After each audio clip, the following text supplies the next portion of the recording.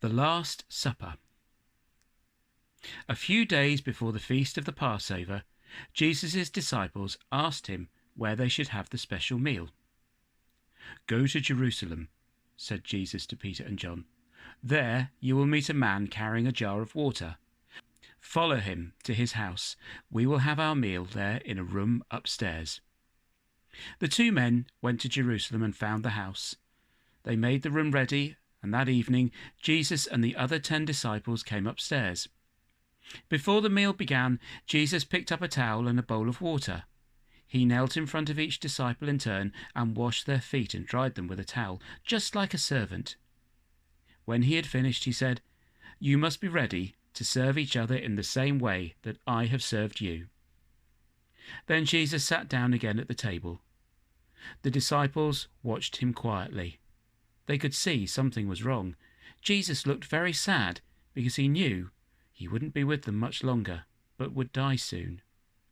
At last he said, "One of you will betray me." The disciples were horrified. They all looked at each other and wondered who it could be. Then Jesus picked up the loaf of bread and said a prayer to God. He broke up the bread and passed the pieces to the disciples. "Eat this bread, which is my body, and remember me," he said. Then he picked up a cup of wine, said a prayer, and handed it to the disciples. "This is my blood, which I give for many people," he said. "Drink it and remember me." When the supper was finished, Jesus and the disciples sang a hymn and went out into the dark streets. They went to a garden of olive trees called Gethsemane. And on the way, Jesus told his disciples that they would soon run away and leave him. "I would rather die than do that," shouted Peter. Jesus said quietly to him, "I tell you that you will swear you do not know me 3 times before the cock crows at dawn tomorrow morning."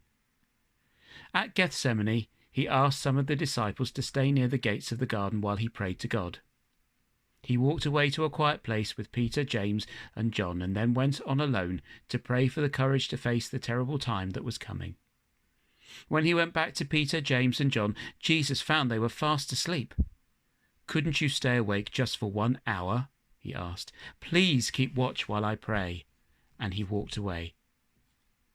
After he said his prayers, Jesus again went back to the 3 disciples, and again they were asleep.